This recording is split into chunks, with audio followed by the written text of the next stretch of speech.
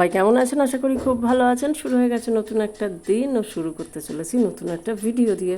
এই ফুলের রঙটা না যা মিষ্টি, ফোনে এতটা সুন্দর আসে না। এর 3টে কালার, একদম ভেতরে কিন্তু একটা কালার, সাইডে একটা কালার, আর পুরো ফুলটা জুড়ে আর একটা কালার। লিলি খুব বেশি ফোটেনি, কিন্তু যে কটাই ফোটে বেশ সুন্দর দেখতে। কচুর গাঁটি ছাড়া তো আবার বটি লাগে মা, আগেই সেদ্ধ হয়ে গেছে। আমার মা আবার বটি মটি নিয়ে বসেছে।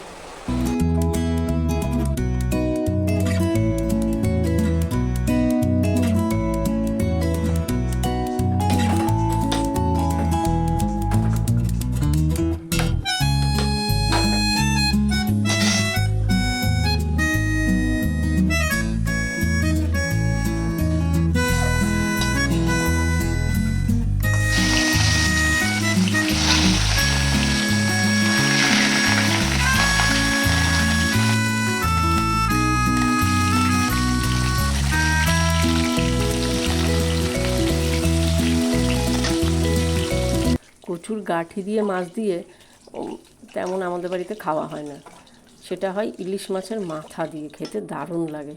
কিন্তু বাজারে যাওয়া হয়নি, তেমন মাছও নেই, শুধুমাত্র কপিস কাতলা মাছ ছিল। তা ভাবলাম চলো সেটাই বরঞ্চ একটু গাঁটি দিয়ে করে নিই। ভেবেছিলাম শুধু কালো জিরে ফোড়ন দিয়ে করে নেবো, তারপরে কি মন চাইলো না একটুখানি পেঁয়াজ রসুন দিয়ে করি। তাই একটু গোটা গরম মশলা, সাদা জিরে, একটু রসুন আর পেঁয়াজ তেজপাতা ফোড়ন দিয়ে করছি। আসলে গরমও পড়েছে তো প্রচণ্ড পরিমাণে, কিন্তু এই গরমের মধ্যেও তো এবার রোজ রোজ ডাল আমাদের বাড়ি বেশিরভাগই দিনই ডাল হয়, কিন্তু হলেও তাও একটা তো মাঝে মধ্যে কী খাবো থাকে। তো ওই বাজারে যেতে ইচ্ছা করে না, তো তাই যা থাকে সেটা দিয়েই মাঝে মধ্যে চালিয়ে নিই। আর এই যে আমাদের নতুন অতিথি গুলগুলি, গুলগুলি আমাকে একদম পাত্তা দেয় না। এই প্রথম কোনো মানে কি বলবো পশু দেখলাম, মানে সে বিড়াল হোক বা যাই হোক, যে আমাকে পাত্তাই দেয় না। ওকে আমি এত ডাকি কিন্তু আমারও পাত্তা দেয় না। যাই হোক, ওর মতন খেলা করছে করুক, আর আমি সেই ফাঁকে রান্না করে নিচ্ছি। মশলা আমি ওই বেশিরভাগের সময় গুলে রেখেই রান্না করি। জিরে গুঁড়ো, ধনে গুঁড়ো, হলুদ, লঙ্কা, নুন, আদা, সামান্য একটু জল দিয়ে আমি এগুলোকে গুলে রেখে দিয়ে তারপরে দিয়ে দিয়েছিলাম পেঁয়াজের মধ্যে।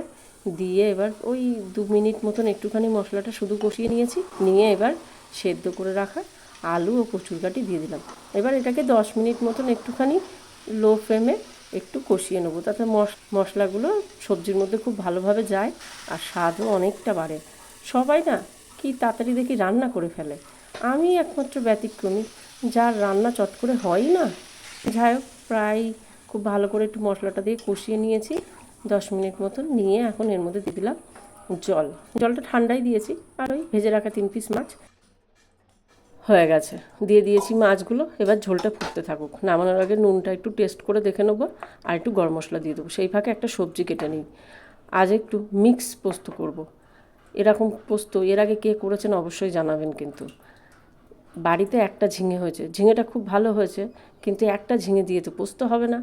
তাই যেটা করলাম, বেশ কিছু পটল ছিল, সেটাকেও এই ঝিঙের সাথে অ্যাড করব। মাঝে মধ্যে আমি এরকম অনেক মিক্স কাজবাজ করে থাকি আর কি রান্নার ক্ষেত্রে, যেটা আমার বোনের পছন্দ হয় না, কিন্তু অগত্যা কিছু করা নেই। আর সবগুলোই লম্বা লম্বা করে দিচ্ছি এই কারণ পটল একদম ছোট করে দিলে ভালো লাগবে না, আর ঝিঙেটা তো তাড়াতাড়ি গলে যাবে, তাই সবকটা একবারে লম্বা করে দিয়েছি। আর এই পোস্ত করতে যেও আছে টুইস্ট, আজ শুধু পোস্ত দিয়ে করব না, করব হলো তিল দিয়ে। যবে থেকে পোস্তর দাম বেড়েছিল তবে থেকেই আমি তিলটাকে সব বিষয়ে অ্যাড করা শুরু করেছি। কেউ বুঝতে পারে না, এবং তিল খাওয়া কিন্তু খুব উপকার, ব্যথা শূলর জন্য তিল খুব উপকার করে। তো যার ফলে এই টেকনিক আমি অ্যাপ্লাই করে অনেক রান্নাই করি, একদম কেউ বুঝতে পারে না। জানেন তো, আমি এই মিক্সিটা কেনার আগে অনেক ভিডিও দেখেছিলাম, কিন্তু সবকটা ভিডিও দেখেও আমি শেষমেশ কিছু সুরাহা না করতে পেরে, বাজাজ কোম্পানি যেহেতু খুব ভালো, তাই আমি এই মিক্সিটা কিনে নিই।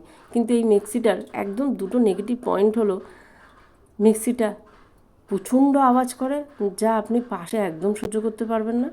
আর 2 নম্বর পয়েন্ট হলো, যদি কিছু ওভার হয়ে যায়, মানে একটু মশলা বেশি হয়ে গেছে, ঢাকনাটা পুরো খুলে, মানে ঢাকনাটা আধা খুলে যায়, খুলে চারপাশে আর কি দেওয়াল ভরিয়ে দেয়। এটা সবথেকে নেগেটিভ পয়েন্ট লাগে আমার এই মিক্সিটার।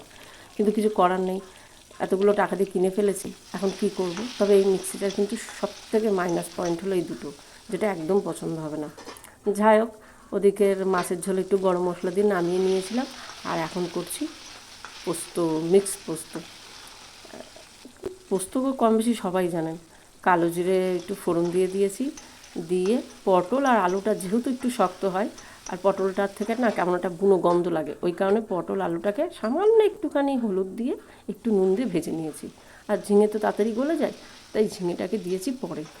দিয়ে একদম লো ফ্লেমে এটাকেও আবারও 5 মিনিট মতন ভেজে নিয়েছিলাম। ব্যাস, নিয়ে এবার ওই যে আমার ফাঁকিবাজ যে পোস্ত আর কি, তিল পোস্ত, ফাঁকিবাজ নয়, তিল পোস্তটা কিন্তু খুব উপকার করে। আপনি তিল দিয়ে অনেক রান্না করতে পারবেন, তার মধ্যে যত সামান্য অন্য কিছু অ্যাড করলে কেউ ধরতেই পারবেন না আপনি এর মধ্যে তিল দিয়ে রান্না করেছেন, খুব উপকার। যাই হোক, শেষে একটু চিনি দিয়ে দিলাম। এবার ফুটে এলে আলু টালু সেদ্ধ হয়ে গেলে একটু মাখা মাখা হলে নামিয়ে নেবো। ভাতটাকে তো একবার ফুটিয়ে রেখে দিই আমি, এতে গ্যাসটাও কম পড়ে তাড়াতাড়ি রান্না হয়ে যায়। এবার আবার গ্যাসটাকে জ্বালিয়ে দিলাম।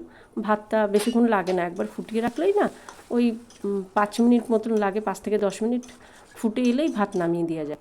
মোটামুটি রান্নাবান্না হয়ে গেছে। আজ পুজো দিতে আমার অনেকটাই দেরি হয়ে গেছিলো, তো যার ফলে বোন চলে এসেছিলো।